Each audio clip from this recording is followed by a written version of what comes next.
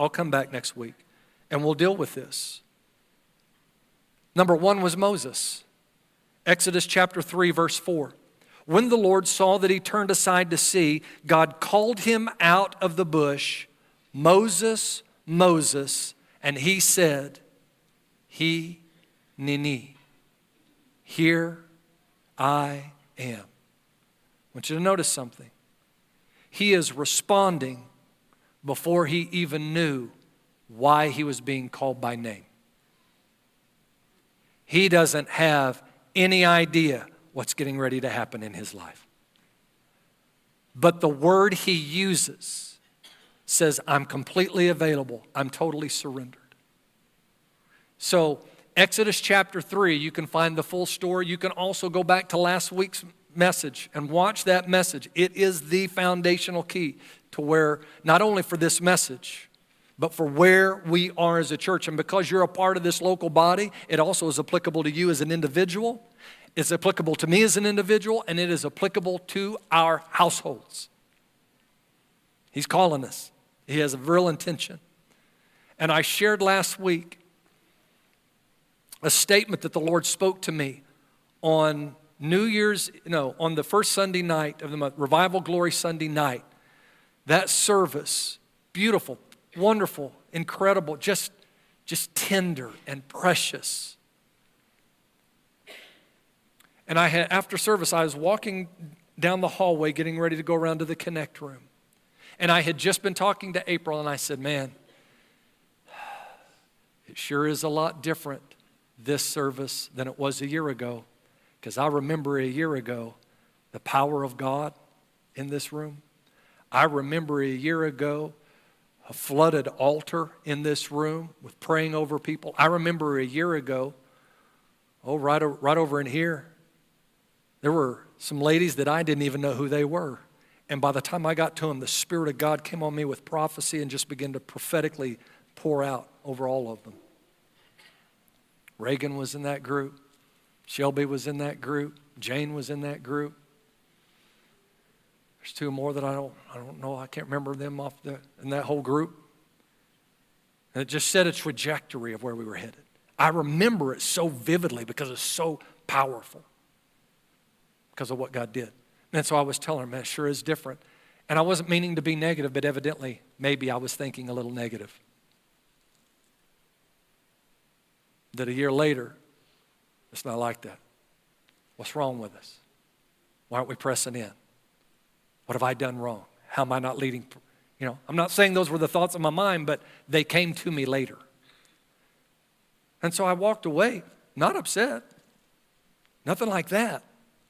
And I rounded that corner, and I just made the corner to go up the hall, and I heard the Lord speak to me, so fresh but so tender. And he said to me, so before I can share it with anybody else, he said it to me, don't miss the tenderness of my touch, looking for the power of my hand. And I immediately knew he was meaning there is a difference between the secret and the public. He wasn't saying that we shouldn't see the power of his hand. My goodness, the Bible speaks to the power of God's hand. And we have seen the power of God's hand. And we saw it even today in a beautiful way. And we're going to see it in ways we have never seen it possibly in our lifetimes before. But a week later, while I'm preaching, I suddenly realize the tenderness of my touch. The tenderness of your touch. If we're not careful, we're going to miss what you're doing, looking for you to come and do something a different way. We're going to look for you to come in power, and that you will, because that's part of who you are. But we'll miss what will take us there. The tenderness of his touch. The moment to say, I'm surrendered, I'm available, Hineni, here I am. And I've carried this word so deep that I'm like, I don't want one person connected to this house to miss it. And then here he came today, and you have heard it. You've heard it. Let me go before you. Hineni, here I am. Let me go before you. You heard the very same thing from Brother Johnson multiple times. Here I am. You heard a song of the Lord. Here I am. Now, yes, I asked the worship team, I asked April, hey, do you think we could do the chorus of Here I Am? You can have it all. I asked her to do that. That wasn't like a coincidental thing. No, that was intentional. But none of the other stuff knew anything about. It's kind of like Moses. He had no idea what he was getting ready to surrender to. He was just being called, and he said, Hineni, here I am. Abraham in Genesis chapter 22 and verse 1. After these things, God tested. Ow, boy, that's a painful word. God tested Abraham and said to him, Abraham, and he said, Hineni, here I am.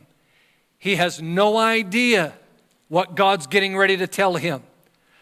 But just like God told Moses, come, I'm going to send you. I'm going to let you be a deliverer of my people. He's telling Abraham, take the only son of your promise from me and go kill him. Sacrifice him. But Abraham doesn't know that when he says, Hineni, here I am. And again, it could be, here I am. You looking for me, God? But that's what we would think in our vocabulary. To him, he was saying, I'm submitted, I'm surrendered, I'm available to you, but I don't even know what you want from me yet. In verse number 11, the angel of the Lord called to Abraham from heaven and said, Abraham, Abraham. And he said, Hineni, here I am. That happens, Genesis 22, so you can read the whole story. Exodus 3, Moses, Genesis 22, Abraham. It happens right at the moment Abraham is getting ready to plunge the knife into his son. God stops him and says, Abraham, Abraham. We'll talk about those doubles later. And Abram said, Hineni. The third one is Jacob. Genesis chapter 31 and verse 11. The angel of God said to me in the dream, Jacob, and I said, in the dream, Jacob said, Hineni, here I am.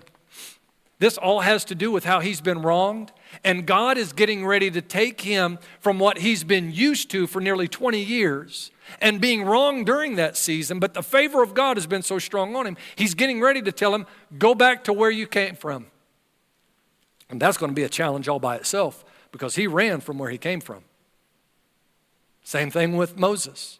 But here, Jacob responds, Hineni. He doesn't even know what God's getting ready to say to him. But he says, I'm surrendered to you. I'm going to skip one because there's another one that Jacob himself is in. But I'll probably catch that maybe next week. But if you want to read, it's in Genesis 46. So we have Moses, Abraham, Jacob, and now fourthly, we have Samuel, a young boy. And in verse 4 through verse 9, God calls out to Samuel. But Samuel doesn't know the voice of God yet. Samuel is not walking in the revelation of God yet. So what does he do? He runs to his mentor. He runs to his spiritual father, the priest of the temple, and that was Eli. And he says to Eli, what do you want? You called me. Eli said, boy, I'm going to paraphrase. Boy, I didn't call you. I said nothing. You go back to bed. He goes back to bed. He hears it again. He hears his name, Samuel, Samuel.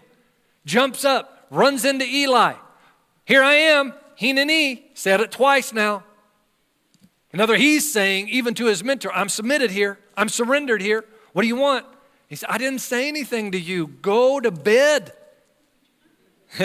Come on, anybody, parents, you ever, please go get in your bed. Our oldest grandson, Trace, I love that boy. I love all of our grandchildren. 10 years old. One place he's going to sleep when he comes to our house. One. In our bed between Nana and Papa. And it doesn't matter if all the rest of the grandchildren are there. Ain't nobody but him getting in our bed. And he's a good sleeper. Now his sister Tinley and Aria, his cousin, would you please go get in Mashy's bed? Go back there with Aunt Mashy. He doesn't go to bed. Third time. Samuel, Samuel. He runs to Eli. And when he runs to Eli, now Eli realizes, whoa, hold on just a second. Whoa. This is God speaking. So he tells him, go back to bed, but if you hear that voice again, say, your servant is here, or your servant will listen. It's the same context. Hineni, here I am. Speak, for your servant listens, hears. Not just some word off my ear. I am listening in my heart because I'm going to do what you tell me to do. He has no idea as a young boy what God's getting ready to tell him that he's going to do with his mentor. It's all found in 1 Samuel chapter 3. We'll deal with it later maybe. But if not, you can read it. Number 5 is Isaiah. Isaiah 6:8. And I heard the voice of the Lord saying, whom shall I send? Who will go for us? Then I said, here I am. Hineni. He's just had an incredible encounter and seeing into the heavenly places. The beauty and the majesty and the power of God. And God says, who are we going to send? And before Isaiah even knows what's going to take place, guess what he says? Hineni, send me. He doesn't know who he's being sent to. He doesn't know what his calling is going to be required of him. But God's going to tell him, okay, I want you to go talk to a people. I want you to go preach to a people. And they're not going to listen to a thing you have to say. Listen, young preachers in here, young ministers in here, some of your churches you lead, some of those people are going to be just like them. They ain't going to listen to a thing you have to say. You preach it anyway. Preach what he says. Now, we don't have any of those people at Happy Hill. Like, we've got all the listening people. I'm talking about other places. And so at that point, he also says, okay, well, how long? And then God gives him a list, not of timelines, of all the destruction, all the devastation, all the things that are going to take place. And says, as long as you keep seeing this, you keep saying what I tell you to say. He didn't know, but he said, Hineni. Number 5 is Ananias. This is a New Testament, Acts chapter 9, verse 10. Now there was a disciple at Damascus named Ananias. The Lord said to him in a vision, Ananias, and he said, Hineni, here I am, Lord. He doesn't know what God's getting ready to ask him to do, but he's getting ready to tell him, hey, there's this guy by the name of Saul that's persecuting my church, imprisoning people, and giving them threats. But I've had an encounter with him, and he is blind, and he is praying. Hallelujah. Whatever it takes to get people to pray. And he has seen a man by the name of Ananias being sent to him. I want you to go and pray that he might recover his sight. Now, we can all be like, well, yeah, of course we'll do whatever God said to do. This man has imprisoned multitudes. Perhaps some were going to be executed for their faith in Christ. And he had some legal jurisdiction paperwork that was allowing him to do it in the territory he was in. And God is telling one guy, go to that guy. Go to that Saul guy. But before he knew that he was going, he already said, I'm here, submitted, surrendered.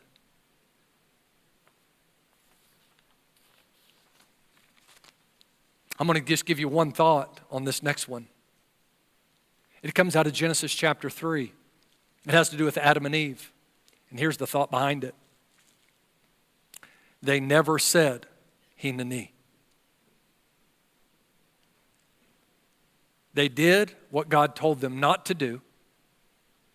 They covered themselves by sewing fig leaves.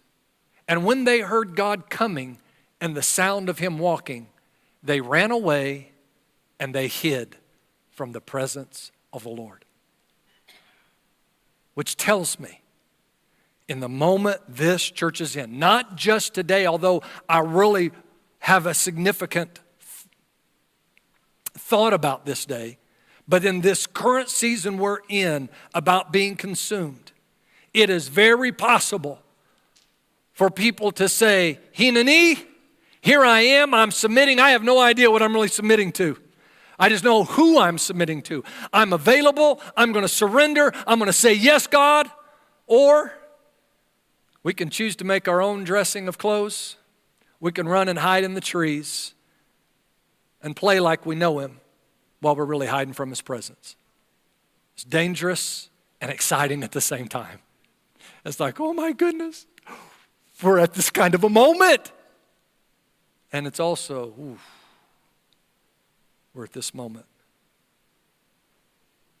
And people could choose to just reject this moment.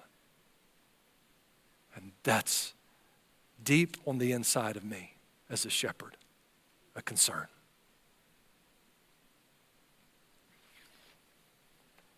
But the last one, and I'll only read one of these, but it's in Isaiah 52, Isaiah 58, and Isaiah 65. This is God himself. I was ready to be sought by those who did not ask for me. I was ready to be found by those who did not seek me. I said, Hineni, Hineni, to a nation that was not called by my name.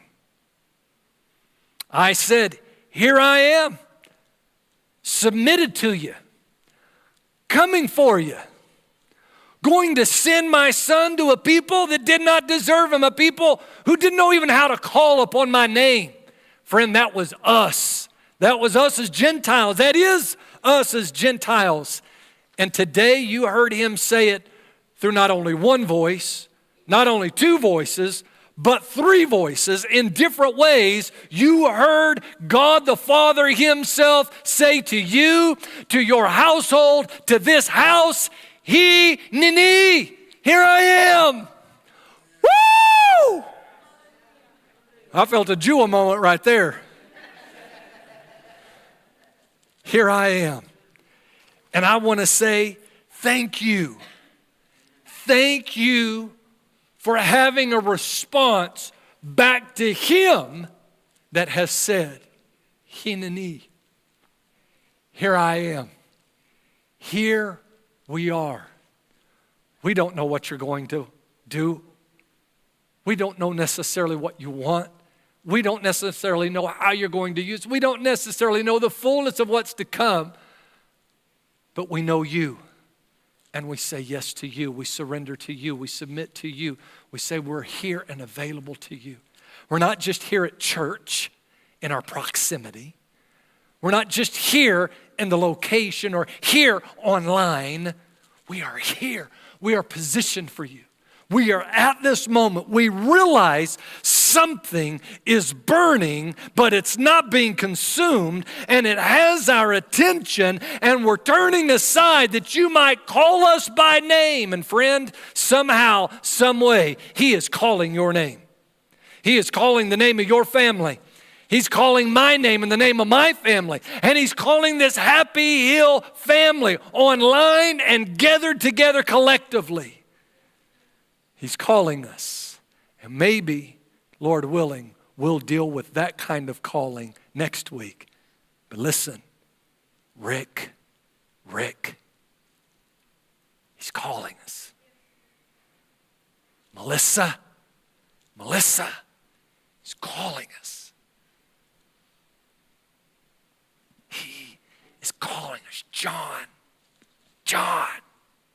he's calling us. And you saw it happen today. You saw it with your own eyes. You felt it, you experienced it. Don't walk out of this place and let your flesh, the voice of somebody else, or the voice of an enemy discourage you or take that truth away. Jesus said concerning Satan, he is a liar, father of lies, and there is no truth in him. That's a powerful statement. None in him. And yet he says of himself, I am the way, the truth, and the life. And he has declared over this house. He's declared over your life. He's declared over your families. For those of you that are online and anyone who is a guest today, he's declaring over you, Hineni, here I am. So as we wrap up today, I realize some people may have to slide out. Feel free to do that. I really believe we've responded initially, but I don't want to overlook the call for another time. So I want to encourage you, if you need to respond to just these last 20 or 30 minutes of what I've deposited, then don't walk out until you've responded. And normally I will say, you can respond right there where you're at. And you can. Nobody's going to force you to do anything different. But I would encourage you today. If I was talking Paul's language in the New Testament, I would beseech you today. Don't walk out or don't just stay there. But if you need to respond, Hineni today to the Lord, I'm going to ask you, come all the way to the front. It'll be just you, unless you want prayer, and you can let us know if you want prayer. It'll just be you. Now, there may be 150 people up here or more. That's fine. Find a place to submit and commit. And don't let this day go by. Don't let this moment go by. Don't let this pool be looked over before you, Hineni. Here I am. I'm surrendered. I'm available. I'm all in, even though I don't know. And friend, hear me. This makes me a bit shaky in a wonderful way, but under the fear of the Lord way. Because I really don't know what lays ahead in what he's asking. But I'm going to trust that word. Let me go before you. Come on, let's stand together. That's it. That's it. If you need to respond, if you want to respond, if you desire to respond, move towards the Lord today. And God bless you, online family. God bless you. Don't back away. Don't just click off and do the next thing. Submit, surrender, release your Hineni to him right there where you're at. Amen. Thank you again for listening to today's message. If you would like to connect with us or would like more information, you can find us at our website at happyhill.org. You can also find us on Facebook and Instagram at Happy Hill Church. Be sure to like, subscribe, and turn on your notifications here on YouTube to get notified of our new videos every week. And remember, at Happy Hill, we're better together.